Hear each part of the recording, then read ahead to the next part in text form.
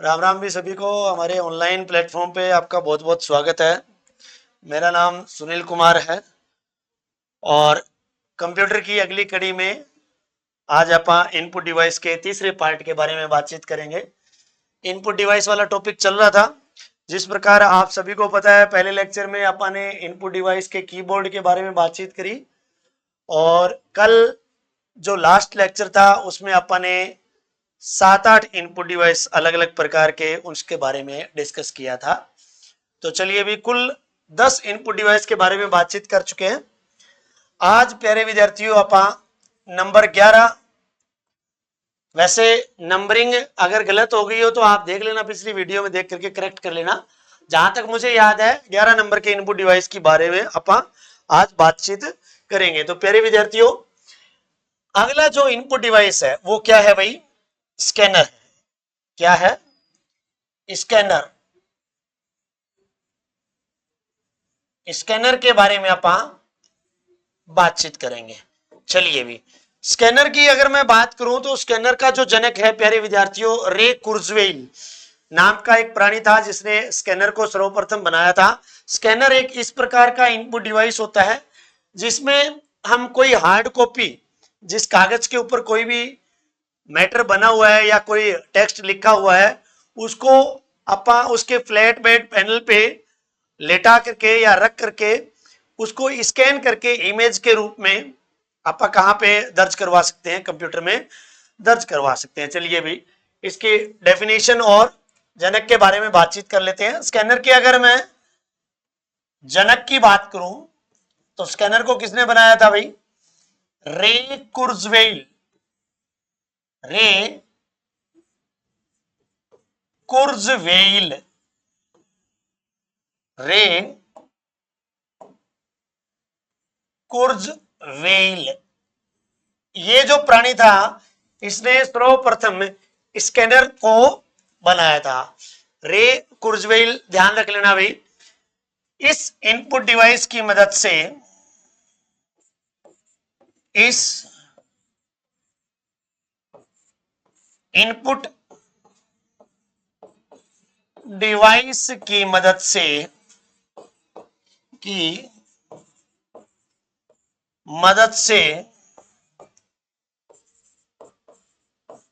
कोई hard copy,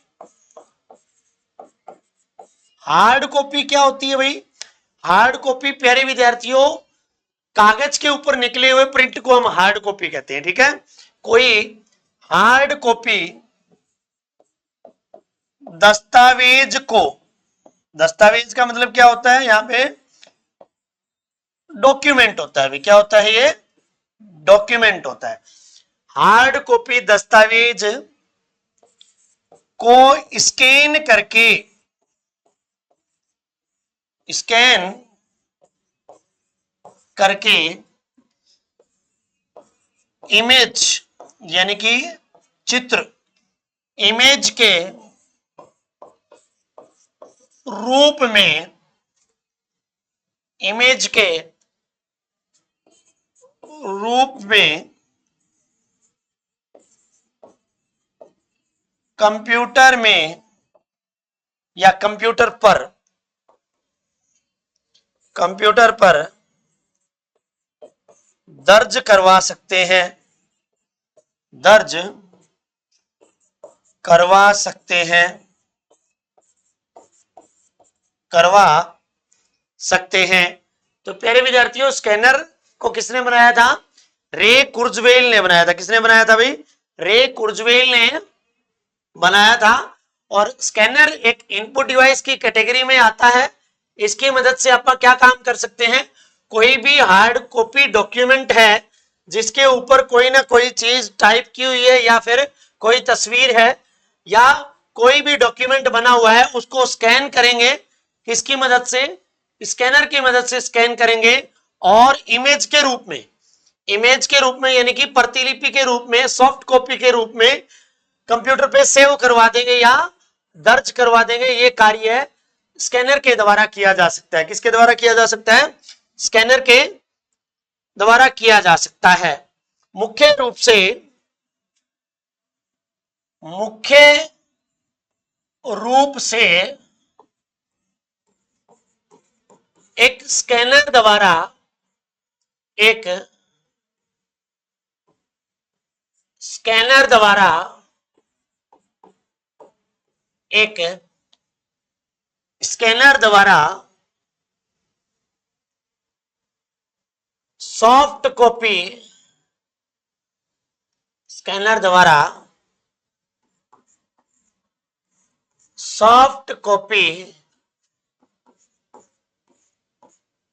को JPEG या जेपीजी फॉर्मेट में सेव किया जाता है। सेव किया जाता है यानी कि प्यारे विद्यार्थियों, स्कैनर से जब हम उस पर्टिकुलर हार्ड कॉपी को स्कैन करेंगे, स्कैन करने के बाद में जब उसकी सॉफ्ट कॉपी बनाएंगे तो वो जो सॉफ्ट कॉपी होती है वो सॉफ्ट कॉपी कंप्यूटर के अंदर जेपीजी फॉर्मेट या जेपीजी फॉर्मेट के अंदर सेव की जाती है। यद्यपि रहने दो, इसको ये लिख लो, इसको पीडीएफ के रूप में भी सेव किया जा सकता है, किया जा सकता है। तो ये बात किसके बारे में थी? जो इनपुट डिवाइस आपका टॉपिक चल रहा है उस इनपुट डिवाइस के दौरान अपन स्कैनर के बारे में ये बातचीत कर रहे थे।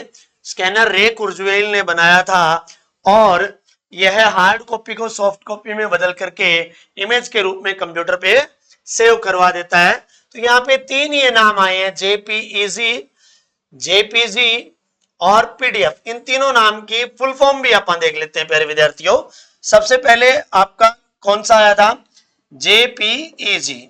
जेपीईजी इसका पूरा नाम क्या होता है भाई? फुल फॉर्म जॉइंट फोटोग्राफिक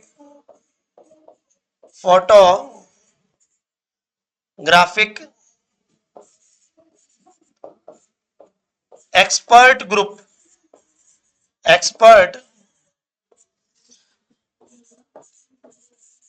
ये तो जेपीईजी का पूरा नाम हो गया। दूसरा नाम आपका क्या है भाई? जेपीजी। लगभग दोनों नाम सिमिलर है, बस ई को गायब कर दिया गया है। तो सेम आपकी क्या हो जाएगी? फुल फॉर्म हो जाएगी। एक्सपर्ट यहां से भी गायब हो जाएगा। Joint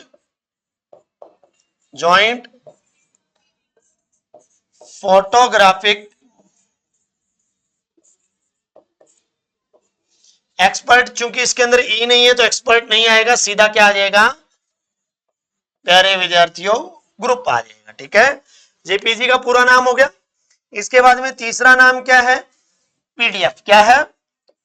PDF.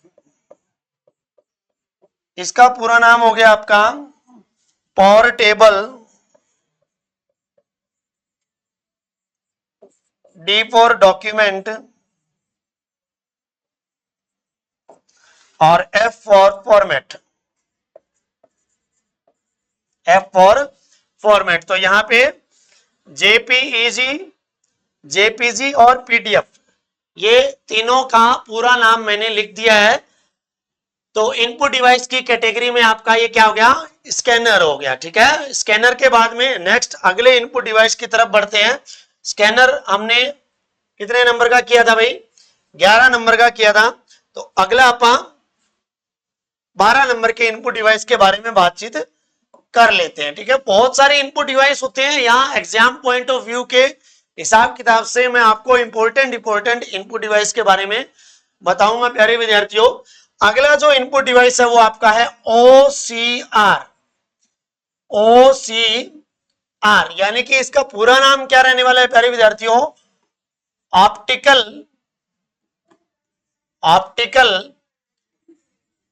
Character recognition, recognition या फिर आर फॉर रीडर। ठीक है, तो प्यारे विद्यार्थियों ये आपका OCR रहने वाला है, जिसका पूरा नाम है ऑप्टिकल कैरेक्टर रिकॉग्निशन या फिर रीडर। तो एग्जाम में आपको वो आर फॉर रीडर भी दे सकता है, आर फॉर रिकॉग्निशन भी दे सकता है, लेकिन प्राथमिकता आप किसको दोगे? रिकॉग्निशन। ऑप्टिकल का मतलब होता है प्यारे विद्यार्थियों प्रकाशीय, प्रकाशीय। कैरेक्टर का मतलब होता है अक्षर, और रिकॉग्निशन का मतलब होता है पहचानने वाला, पहचानने वाला या पहचान करने वाला। रीडर का मतलब होता है पढ़ने वाला। तो सिंपल सी बात है, यानी कि ऑप्टिकल यानी प्रकाश की मदद से अक्षरों को पहचान करे, पढ़ करके कंप्यूटर पर लिख दे, वो OCR का काम होता है। ये एक प्रकार का क्या होता है? स्कैनर टाइप ही होता है। ये एक ऐसी मशीन होती है प्यारे विद्यार्थियों जो प्रकाशीय लेजर बीम की मदद से अक्षरों को पढ़ करके स्कैन करके कंप्यूटर में दर्ज करवाने का काम करता है। हस्तलिखित जो नोट्स होते हैं, हाथ से लिखे हुए जो अक्षर होते हैं, उनको पढ़ करके कंप्यूटर में टाइप करवाने का काम कौन करता है? OCR करता है। कौन करता है प्यारे विद्यार्थियों? OCR करता है। ये एक कोड के ऊपर काम करता है प्यारे विद्यार्थियों, जिसको ASCII कोड बोलते हैं। ठीक है, ASCII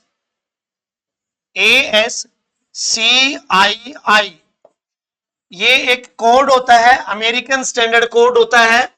इसके ऊपर OCR काम करता है और वो प्रकाश से अक्षरों को पहचान करके पढ़ करके, जो कि हस्तलिखित नोट्स होते हैं, हाथ द्वारा लिखे हुए नोट्स होते हैं, उनको पढ़ करके कंप्यूटर में सेव करवाने की या टाइप करवाने का काम करता है। ठीक है, तो सबसे पहले जिस कोड पे, जिस स्टैंडर्ड पे ये काम करता है, इसका पूरा नाम मैं आपको बता देता हूं।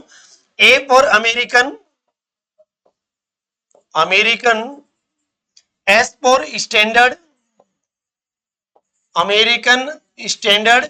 C for code, American standard code.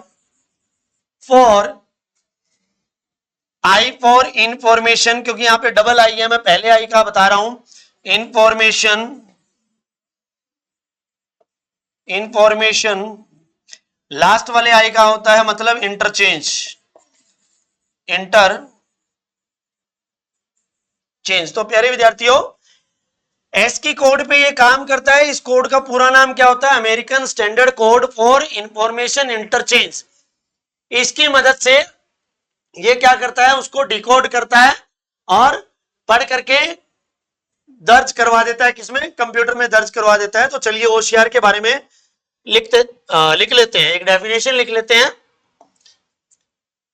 इसके द्वारा हस्तलिखित नोट्स, हस्तलिखित नोट्स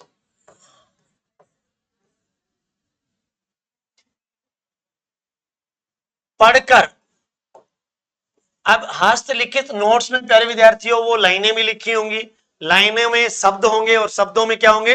अक्षर होंगे। तो यहां पे मैंने हस्तलिखित नोट्स पढ़कर लिख दिया, तो आप समझ जाना कि ये अक्षरों को पढ़ता है। ठीक है, इसके द्वारा हस्तलिखित नोट्स पढ़कर कंप्यूटर में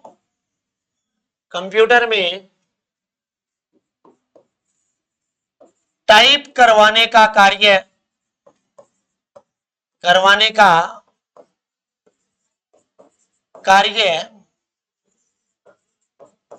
किया जा सकता है, किया जा सकता है। यह उपकरण ASCII कोड पर काम करता है, कोड पर काम करता है, यानी कि हाथ से लिखे हुए नोट्स के ऊपर उस मशीन को पर्टिकुलरली लाइन बाय लाइन फिराया जाता है, प्रत्येक अक्षर के ऊपर से गुजारा जाता है और वो ऑप्टिकल की मदद से यानी प्रकाश की मदद से प्रत्येक अक्षर को पढ़ता है। पढ़ने के बाद में इनपुट के रूप में किस में दर्ज करवाता है, कंप्यूटर में दर्ज करवाता है या टाइप करवाने का काम करता है। तो वो किसका काम होता है, ऑप्टिकल कैरेक्टर रिकॉग्निशन या ऑप्टिकल कैरेक्टर रीडर का कार्य होता है प्यारे विद्यार्थियों। तो यहाँ पे आपको स्कैनर और इसके अलावा होशियार आपको समझ में आ गया होगा। इसके बाद में अगला जो इनपुट डिवाइस है, अगला जो इनपुट डिवाइस है वो MICR है। क्या है, MICR है। नंबर सॉरी देख लेता हूं मैं, 12 है या 13 है। हाँ, नंबर 12 होशियार था, तो इसको प्यारे विद्यार्थियों नंबर 13 कर देंगे। आप क्या कर देंगे, नंबर 13 कर देंगे, जिसका नाम मैंने आपको बताया MICR। पूरा नाम क्या होता है भाई MICR का, magnetic I for ink, magnetic ink character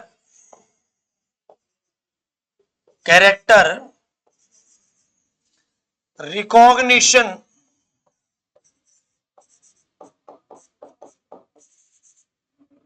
या फिर रीडर। जिस प्रकार होशियार के केस में मैंने आपको बताया था कि प्राथमिकता हम रिकॉग्निशन को देंगे और अगर रिकॉग्निशन प्रश्न में नहीं है तो हम किसको मानेंगे, रीडर को मानेंगे। तो प्यारे विद्यार्थियों मैग्नेटिक का मतलब क्या होता है, यहां पे चुंबकीय।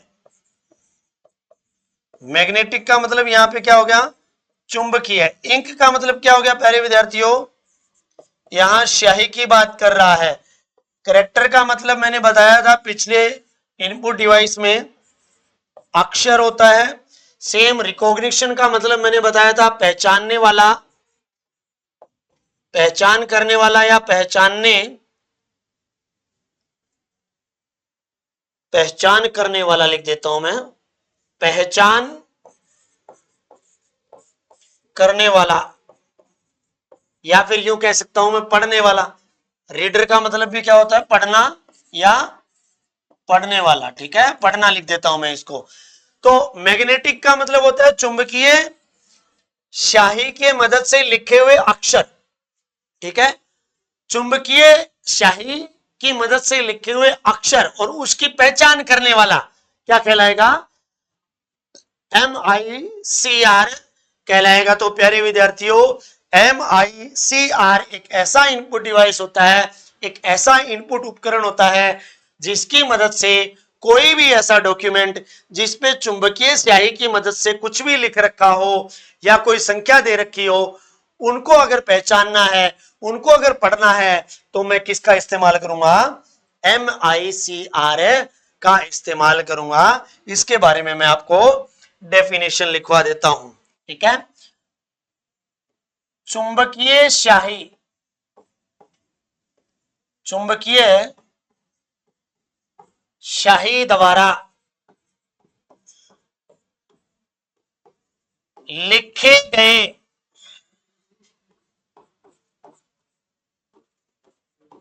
अक्षरों की पहचान, अक्षरों की पहचान करने हेतु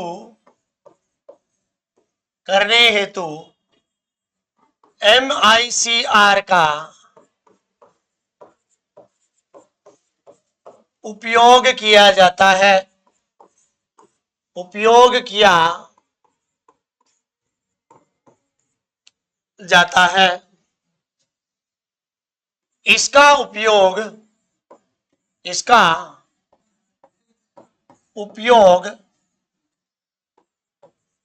ज्यादातर, इसका उपयोग ज्यादातर बैंक के चेक, बैंक के चेक नंबर को इसका उपयोग ज्यादातर बैंक के चेक नंबर को पढ़कर चेक नंबर को पढ़कर कंप्यूटर में दर्ज करवाने हेतु किया जाता है। कंप्यूटर में दर्ज करवाने हेतु कंप्यूटर में दर्ज करवाने हेतु किया जाता है। प्यारे विद्यार्थियों, जो बैंकों के अंदर चेक इस्तेमाल किए जाते हैं पेमेंट को करने के लिए, तो आपने देखा होगा एक चेक के निचले हिस्से में चेक नंबर होता है। वो जो चेक नंबर होता है वो किसकी मदद से लिखा जाता है? वो चुंबकीय स्याही की मदद से लिखा जाता है। और उस चेक नंबर को पढ़ने के लिए या पहचान करने के लिए किस मशीन का इस्तेमाल किया जाता है प्यारे विद्यार्थियों? MICR, magnetic ink character recognition, या फिर रीडर, इस प्रकार के इनपुट उपकरण का इस्तेमाल किया जाता है। तो बैंक में सबसे ज्यादातर इसका इस्तेमाल किया जाता है। बैंक का जो नंबर होता है मोस्टली 9 अंकों का होता है। बैंक का नंबर नहीं, सॉरी भाई, बैंक का चेक नंबर, ठीक है। बैंक के अंदर जो चेक नंबर होते हैं, चेक नंबर लगभग 9 अंकों का होता है। 9 अंकों का होता है। यानी कि कोई भी बैंक हो, उस बैंक के अंदर अगर आपको चेकबुक मिली है तो उसके प्रत्येक चेक का जो नंबर होगा ना प्यारे विद्यार्थियों, वो लगभग 9 अंकों का होगा, ठीक है। 9 अक्षर होंगे, या 9 डिजिट होंगे, 9 डिजिट या 9 संख्या होंगी, ठीक है। और संख्या जो बनती है वो अंकों से मिलकर बनती है, तो 9 अंक होंगे उसके अंदर, ठीक है। उन 9 के 9 अंकों को पढ़ने के लिए किसका इस्तेमाल किया जाता है प्यारे विद्यार्थियों? MICR का इस्तेमाल किया जाता है। क्लियर है भाई? चलिए आगे बढ़ते हैं। नेक्स्ट जो आपका इनपुट डिवाइस है प्यारे विद्यार्थियों, 14 नंबर का, 14 नंबर का, ठीक है, 14 नंबर का BCR, जिसका पूरा नाम क्या होता है प्यारे विद्यार्थियों? बार कोड रीडर। बार कोड रीडर। अगर मैं सन की बात करूं तो प्यारे विद्यार्थियों 1971, 1971 ईस्वी, जॉर्ज जे लोरर, ठीक है, ये प्राणी का नाम है जिसने बारकोड रीडर को बनाया। हिंदी में अगर मैं बात करूं तो इसको मैं लिख सकता हूं बार कोड रीडर, ठीक है। क्लियर है भाई? बार कोड रीडर, सबसे पहले इस चीज को समझने से पहले हमें यह समझना बहुत जरूरी है प्यारे विद्यार्थियों कि बार कोड क्या होता है, ठीक है। बार कोड क्या होता है? एक कोड होता है। अगर आपने देखा हो मार्केट के अंदर कोई भी प्रोडक्ट है, कोई भी सामान है, उस प्रोडक्ट को जब हम खरीदते हैं ना, मैं एग्जांपल ले लेता हूं, जैसे कि मान लीजिए आपने कोलगेट ही परचेज किया, ठीक है, कोलगेट ही परचेज किया, कोई भी सामान है, what ever the things is, वस्तु कुछ भी है, वो प्रोडक्ट कहलाएगा। उस प्रोडक्ट के ऊपर उसका नाम होता है, MRP होता है, अलग अलग प्रकार की चीजें होती हैं।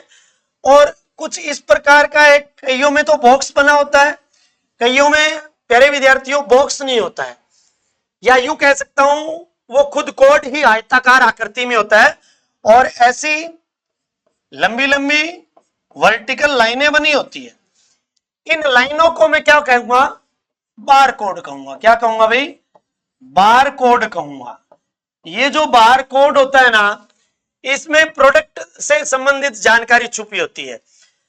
और इस बार कोड का जो पैटर्न होता है प्यारे विद्यार्थियों, वो पैटर्न होता है यूपीसी पैटर्न होता है। ठीक है, कौन सा पैटर्न होता है? UPC pattern. पैटर्न की स्पेलिंग देख लेना भाई, हो सकता है मैं गलत कर दूं और मुझे पूरा पूरा शक है कि मैंने गलत कर भी दी होगी। ठीक है, आप गूगल कर लेना भाई। ठीक है, यूपीसी पैटर्न। ठीक है, यूपीसी पैटर्न, इसका पूरा नाम क्या रहने वाला है प्यारे विद्यार्थियों? यूनिवर्सल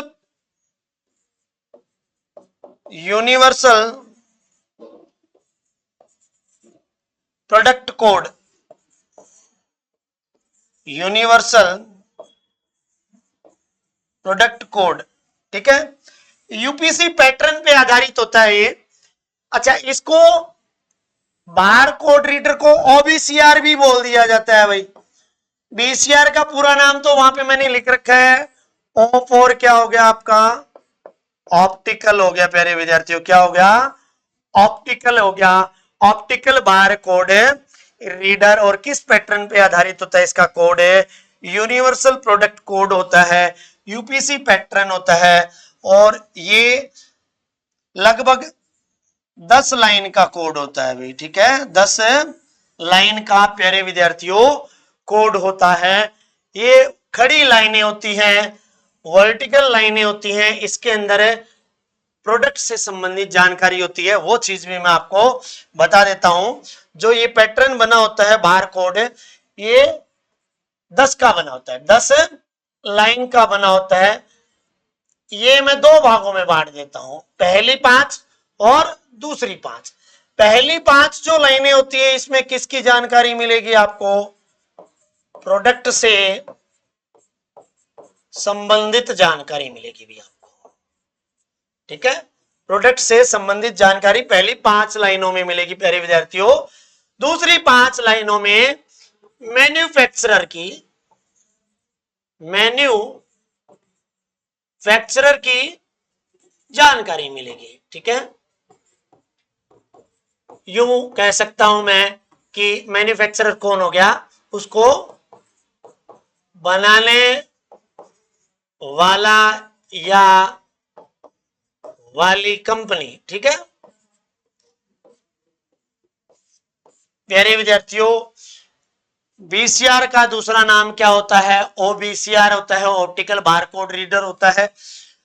सबसे पहले ये बात भी अपन ने समझी कि BCR bar code reader, reader मतलब पढ़ना, और किसको पढ़ना? बार कोड को पढ़ना। जो बार कोड प्रोडक्ट के ऊपर बना होता है, खड़ी लाइनें जो होती है, उसको पढ़ना। और उसको पढ़ते ही कंप्यूटर के अंदर उस बार कोड के अंदर जितनी भी जानकारियां हैं, उन सारी जानकारियों को किसके अंदर दर्ज करवा देना? सेव करवा देना, कंप्यूटर के अंदर सेव करवा देना। बार कोड रीडर को 1971 ईस्वी के अंदर जॉर्ज जे लोरर नाम के प्राणी ने बनाया था। हिंदी में मैंने नाम बार कोड लिख दिया है। इसको ओबीसीआर भी कहा जाता है। यूनिवर्सल प्रोडक्ट कोड के ऊपर यह कार्य करता है। और वो प्रोडक्ट कोड आपका वर्टिकल लाइनों के अनुसार होता है या हिसाब किताब में होता है। उस यूपीसी पैटर्न में 10 लाइनें होती हैं कुल। पहली 5 लाइनों के अंदर प्यारे विद्यार्थियों क्या होता है? प्रोडक्ट से संबंधित जानकारी होती है।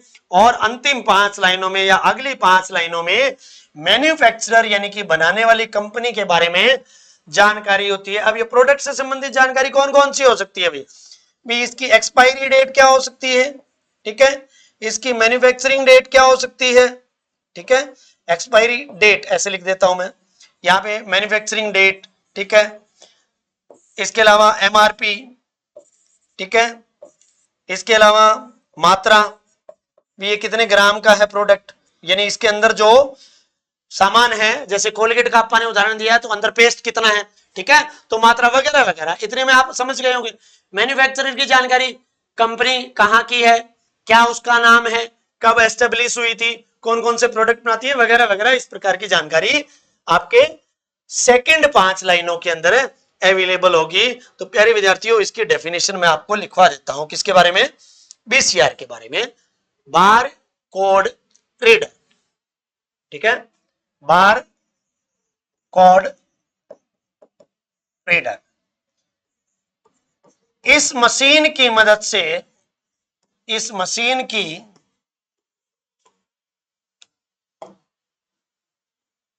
मदद से बार कोड को पढ़कर, बार कोड को पढ़कर उसमें जो जानकारी होती है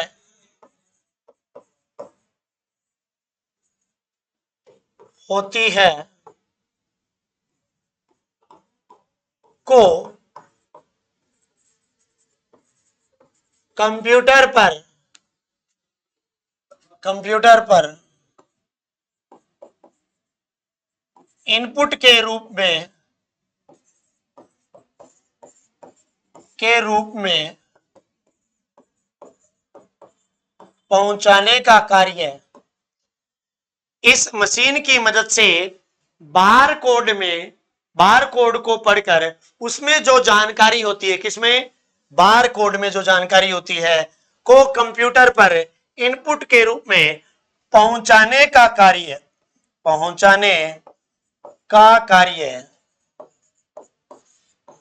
किया जाता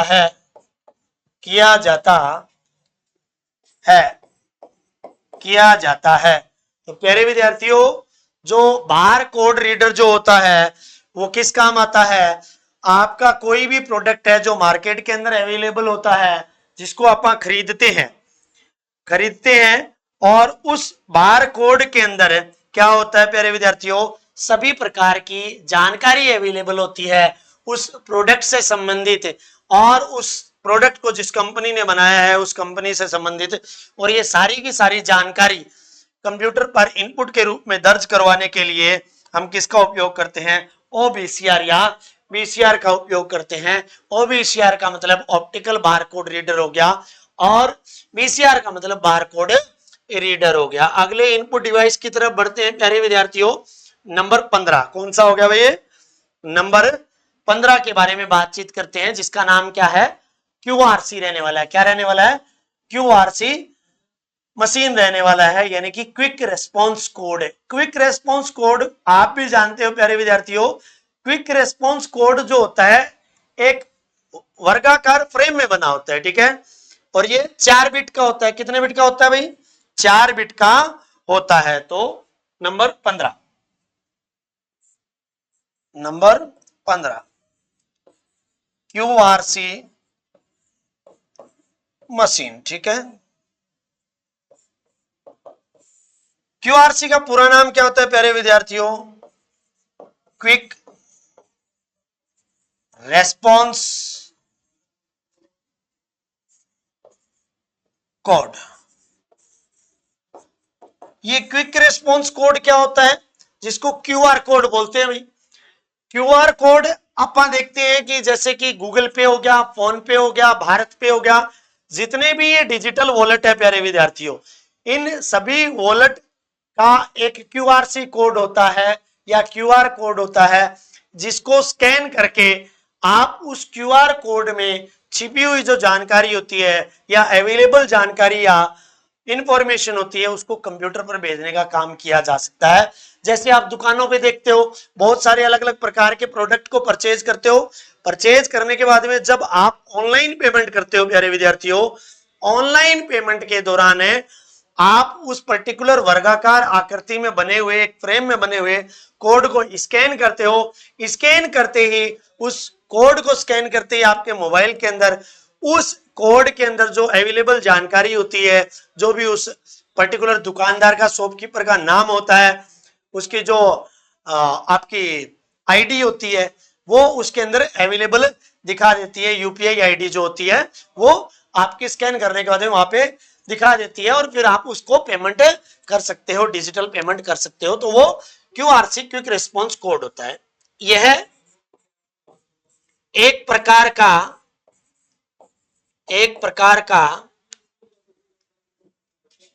वर्गाकार फ्रेम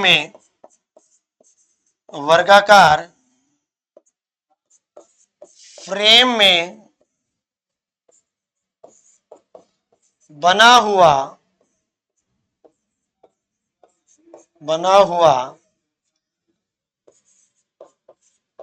कोड होता है, कोड,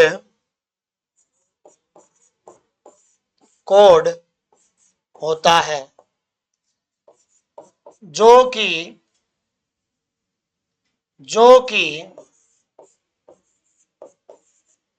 लाइनों व बिंदुओं, बिंदु का मतलब यहां पे प्यारे विद्यार्थियों क्या हो गया, DOT, डॉट हो गया, ये वाला फुल स्टॉप वाला डॉट, ठीक है।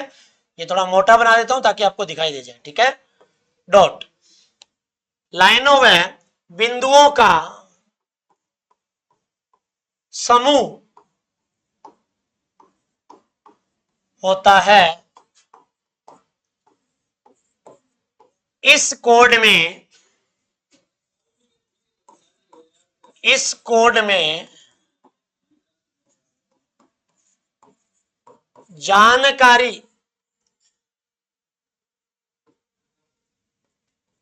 मौजूद होती है,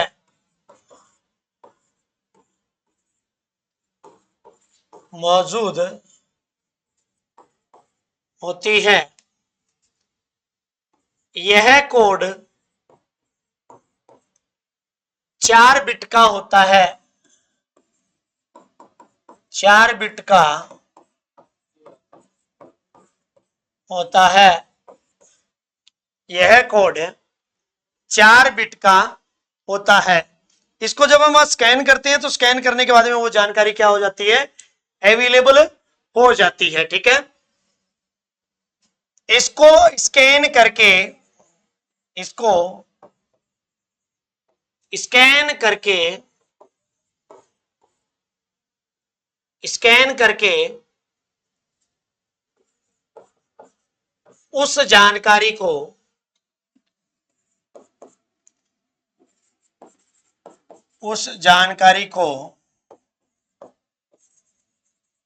कंप्यूटर स्क्रीन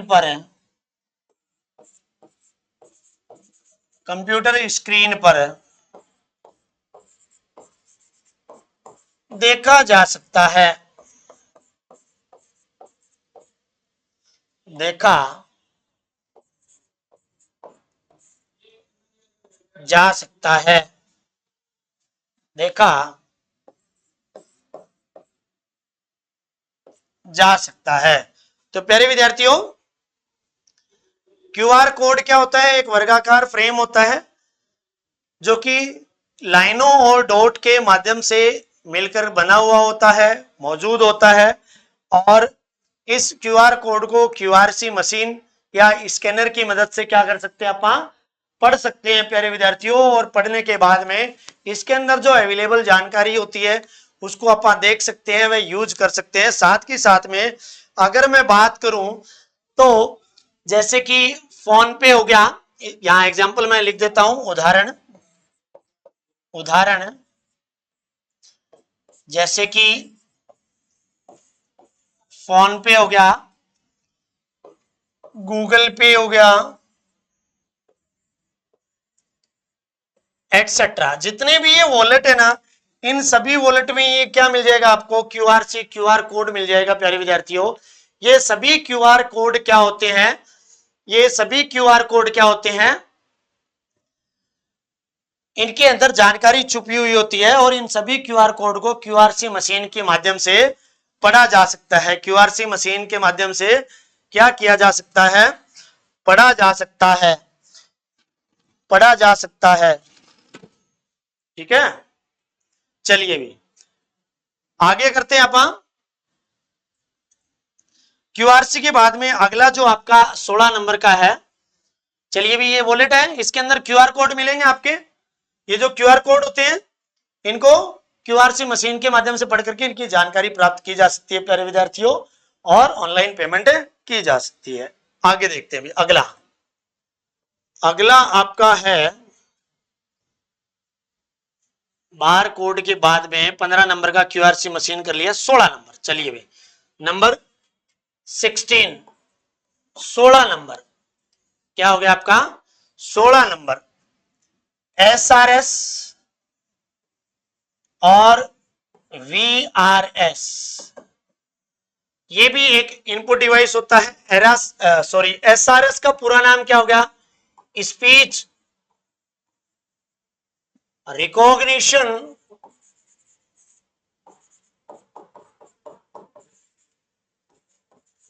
सिस्टम, या फिर VRS का मतलब हो गया वॉइस रिकॉग्निशन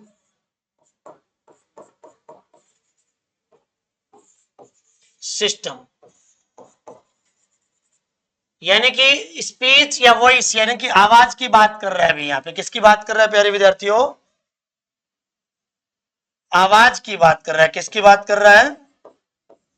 आवाज की बात कर रहा है। यहां पे अगर मैं रिकॉग्निशन की बात करूं तो पहचानने वाला, पहचान करने वाला, पहचान करने वाला सिस्टम, यंत्र, उपकरण, ठीक है, यूं कह सकता हूं मैं, या तंत्र कह सकता हूं इसको। वैसे डिवाइस का मतलब होता है यंत्र, इसको तो मैं सिस्टम को तो तंत्र ही कहूंगा। क्या कहूंगा? तंत्र ही कहूंगा, ठीक है भाई। यानी कि कोई ऐसा सिस्टम जो आपकी आवाज को रिकॉग्नाइज कर ले, पहचान ले, ठीक है, पढ़ ले। जिस प्रकार मैं एग्जांपल दूं प्यारे विद्यार्थियों, गूगल जो होता है, गूगल सर्च इंजन के अंदर अपा देखते हैं जो सर्च बॉक्स होता है उसके राइट हैंड साइड में एक माइक का निशान बना हुआ होता है। जिस प्रकार ये माइक यहाँ पे मैंने लगा रखा है, इसी प्रकार एक माइक का निशान होता है। उस माइक के निशान पे क्लिक करने के बाद में अगर अपा देखते हैं अपनी आवाज को रिकॉर्ड कर सकते हैं, और रिकॉर्ड करने के बाद में उससे उस सर्च बॉक्स में कोई भी लाइन या कोई भी अक्षर लिखना चाहते हैं, शब्द लिखना चाहते हैं, वो अपना टाइप करवा सकते हैं। यानी कि SRS और VRS एक ऐसी इनपुट टेक्निक होती है जिसमें कोई भी ऐसा इंसान जिसको टाइप नहीं करना आता है या टाइप करने में उसको आलस है, तो वो बोल करके टाइप कर सकता है। जिस प्रकार आप यूट्यूब के सर्च बॉक्स पे क्लिक करके बोल करके आप कोई सॉन्ग को सर्च करते हैं, व्हाट्सएप पे आप बोल करके अपनी चीजों को टाइप कर सकते हैं। कीबोर्ड के ऊपर एक आपका माइक का निशान बना होता है, क्योंकि प्यारे विद्यार्थियों जो रिकॉर्डिंग का ऑप्शन व्हाट्सएप के टाइपिंग बॉक्स के अंदर होता है उससे तो अपनी आवाज रिकॉर्ड होकर के रिकॉर्डिंग के रूप में जाएगी, लेकिन जब हम व्हाट्सएप के टाइपिंग बॉक्स पे क्लिक करते हैं तो नीचे कीबोर्ड आता है। कीबोर्ड के राइट टॉप एरिया पे एक माइक का निशान बना होता है, उस पर क्लिक करेंगे तो हम जो बोलेंगे वो मैसेज के रूप में हमें टाइप करके आ जाएगा। तो वो क्या होता है? स्पीच रिकॉग्निशन सिस्टम या वॉइस रिकॉग्निशन सिस्टम होता है। चलिए इसके बारे में मैं आपको डेफिनेशन बता देता हूं। इसके माध्यम से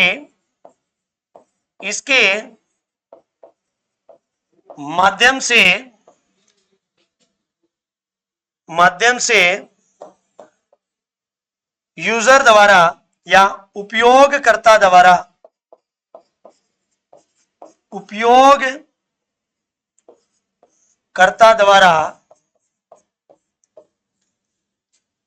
कंप्यूटर पर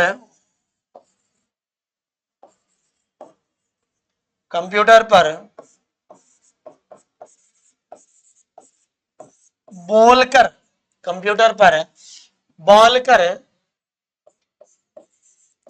टेक्स्ट को टाइप करवाया जा सकता है, करवाया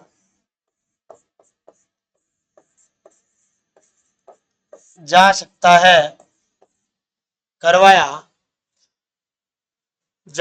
है। जिस प्रकार गूगल सर्च बॉक्स में अपा माइक के बटन पे क्लिक करके कुछ बोलेंगे तो वो सर्च बॉक्स में टाइप हो करके आ जाएगा। तो वो काम किसका रहने वाला है? स्पीच रिकॉग्निशन सिस्टम या VRS। अब एक चीज और इसके अंदर प्यारे विद्यार्थी होती है, वो होती है स्पीच सिंथेसाइजर। क्या होती है? स्पीच सिंथेसाइजर होती है। तो वो स्पीच सिंथेसाइजर जो होती है वो वाली चीज क्या होती है? जब अपन SRS और VRS के माध्यम से कोई भी पर्टिकुलर चीज या कोई भी लाइन बोल करके कंप्यूटर पे टाइप करवाते हैं तो थोड़ी देर बाद उस टाइप किए गए टेक्स्ट को या लाइन को पढ़ करके एक फीमेल की आवाज में या मेल की आवाज में हमें आउटपुट के रूप में सुनाई देती है, वो वाली चीज क्या होती है? Speech synthesiser. ठीक है, उसको भी मैं लिखवा देता हूं नोट में लिखवा देता हूं उसको, नोट एसआरएस या वीआरएस, एसआरएस या वीआरएस द्वारा दर्ज करवाई गई इनपुट, दर्ज करवाई गई इनपुट जब आउटपुट के रूप में बोलकर वापस सुनाई जाती है, बोलकर वापस सुनाई जाती है, सुनाई जाती है, तो उसे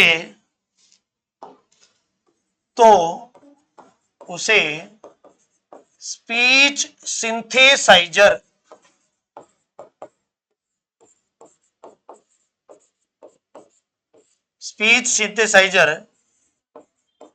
कहा जाता है, कहा जाता है, कहा जाता है। यानी कि प्यारे विद्यार्थियों, जो स्पीच सिंथेसाइजर है वो क्या हो गया भाई? एक प्रकार का आउटपुट डिवाइस का यहां पे काम कर दिया, लेकिन ये एसआरएस और वीआरएस है, इन दोनों के साथ में जुड़ा हुआ है, इसलिए मैंने ये साथ के साथ में आपको बात बता दी। तो प्यारे विद्यार्थियों, इनपुट डिवाइस के अंदर यहाँ पे एसआरएस और वीआरएस क्या हो गए? हमारे कंप्लीट हो गया है।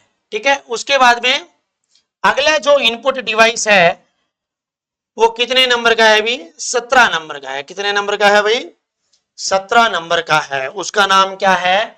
बीएमडी। क्या नाम है उसका? बीएमडी, यानी कि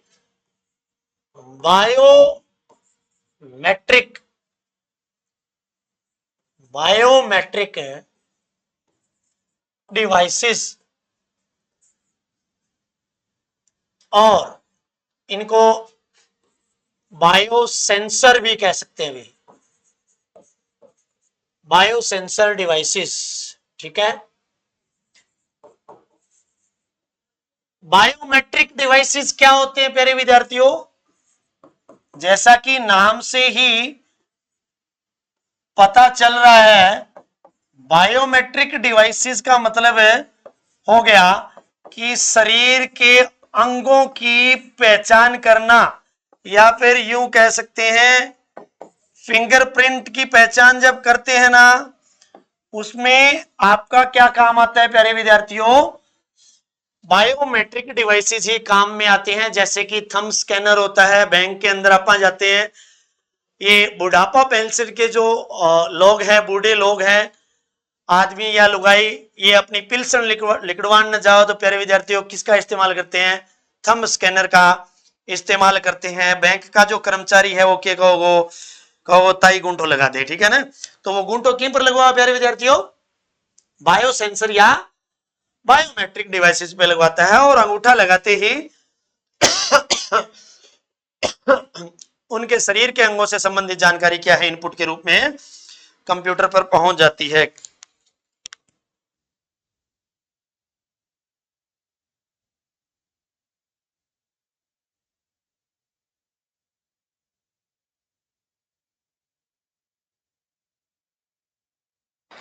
हाँ जी, चलिए भाई, तो बायोमेट्रिक डिवाइस के बारे में अपन बातचीत कर रहे थे। क्या करते हैं? अंगूठा, उंगली या फिर आइरिस, तो ये सारी चीजें। एक सिंपल चीज और मैं बता देता हूं प्यारे विद्यार्थियों, जब अपन ने शुरुआत में स्कीम आई थी आधार कार्ड, ठीक है, आधार कार्ड जो है इसको बनाने के लिए अलग अलग जगह कैंप लगाए गए थे। उसमें क्या किया गया था? बायोमेट्रिक डिवाइसेस जो हैं इस्तेमाल लिए गए थे शुरुआत में अपनी इंफॉर्मेशन को भरने के लिए। जो बायोमेट्रिक डिवाइसेस है वो इस स्कीम के तहत जब आधार कार्ड बनाए गए थे तब आपकी चारों उंगलियां, आपकी आंखें, आपके अंगूठे, ये सारे के सारे क्या किए गए थे, स्कैन किए गए थे प्यारे विद्यार्थियों। तो किसकी मदद ली गई थी, बायोमेट्रिक डिवाइस की मदद ली गई थी। तो बीएमडी के बारे में मैं आपको डेफिनेशन लिखवा देता हूं, चलिए भी।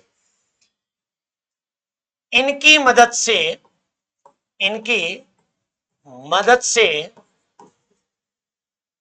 शरीर के, या फिर यूं कह सकते हैं मानव शरीर के, ठीक है, इनकी मदद से शरीर के अंगों की जानकारी, शरीर के अंगों की जानकारी स्कैन करके, स्कैन करके कंप्यूटर पर पहुंचाई जा सकती है, कंप्यूटर पर पहुंचाई जा सकती है, पहुंचाई जा सकती है, ताकि अंगों से संबंधित, अंगों से संबंधित प्रमाणिकता कार्य, प्रमाणिकता कार्य किया जा सके, किया जा सके। जब भी हमें प्रमाणीकरण करना है प्यारे विद्यार्थियों, अपना शरीर के अंगों को स्कैन करके कंप्यूटर पे बायोमेट्रिक डिवाइसेस या बायोसेंसर डिवाइसेस की मदद से आप भेज सकते हैं। जिस प्रकार अगर आप बात करें क्रिमिनल केसेस की, अगर आप बात करें, अगर किसी भी पर्टिकुलर आपके मुजरिम ने कोई भी क्राइम किया है, कोई ऐसा सस्पेक्ट पाया गया है कि उसने किसी का कत्ल कर दिया है, तो सर्वप्रथम उसके खिलाफ जब एफआईआर दर्ज होती है, केस चलता है, तो अगर कोर्ट के आदेश से पुलिस को यह ऑर्डर मिलता है कि इसके फिंगरप्रिंट लिए जाएं, तो वो फिंगरप्रिंट किसकी मदद से लिए जाते हैं, बीएमडी यानी कि बायोमेट्रिक डिवाइसेस की मदद से वो फिंगरप्रिंट लिए जाते हैं और उन फिंगरप्रिंट को फिर पर्टिकुलर वेपन के साथ में मैच किया जाता है।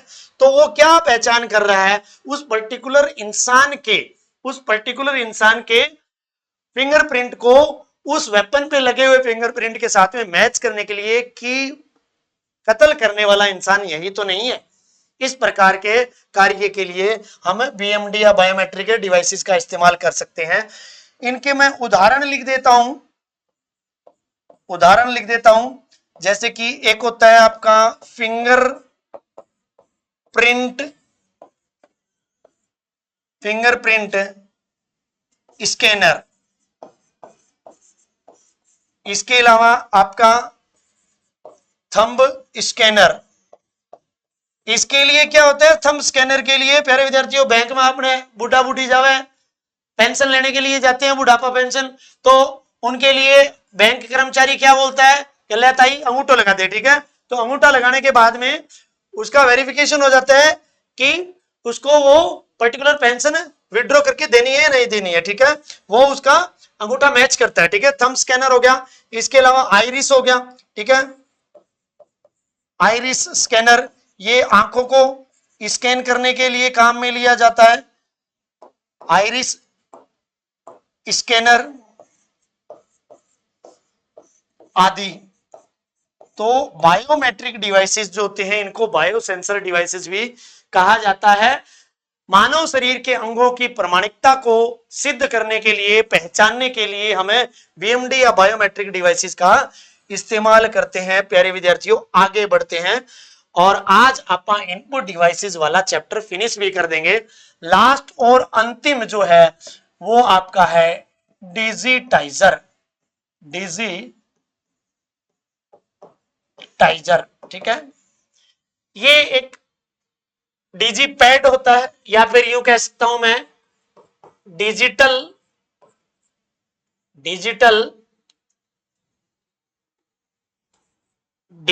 पैड होता है। ये क्या होता है, डिजिटल पैड होता है, एक बोर्ड की तरह आयताकार होता है।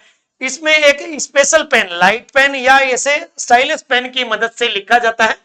ज्यादातर लिख देता हूं मैं, सीधा डेफिनेशन स्टार्ट कर देता हूं। ज्यादातर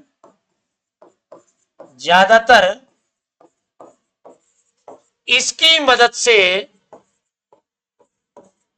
मदद से ग्राफ व ड्राइंग कार्य किया जाता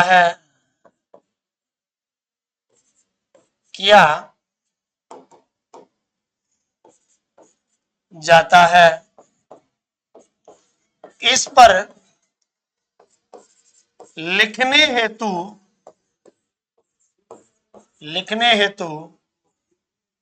एक स्पेशल पेन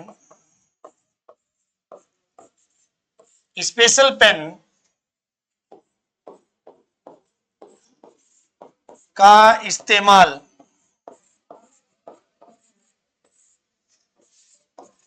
किया जाता है।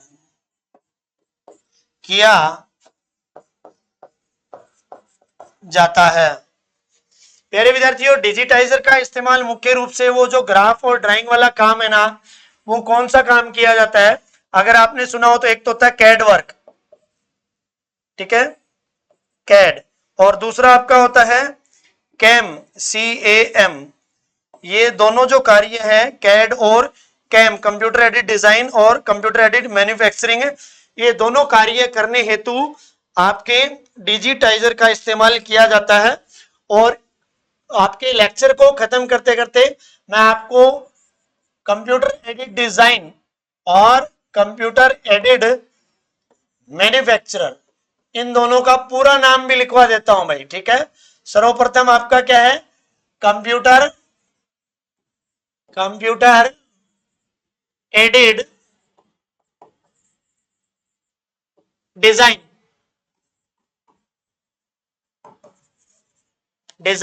ये तो कैड का पूरा नाम हो गया प्यारे विद्यार्थियों। यहां पे कंप्यूटर एडेड मैन्युफैक्चरिंग,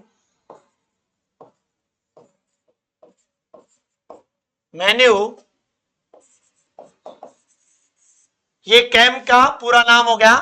तो कैड और कैम से संबंधित ड्राइंग और ग्राफ का काम करने के लिए आपका इनपुट डिवाइस होता है डिजिटाइजर, उसका इस्तेमाल किया जाता है, जिसमें कैड का पूरा नाम है प्यारे विद्यार्थियों कंप्यूटर एडेड डिजाइन, और जिसमें कैम का पूरा नाम है कंप्यूटर एडेड मैन्युफैक्चरिंग।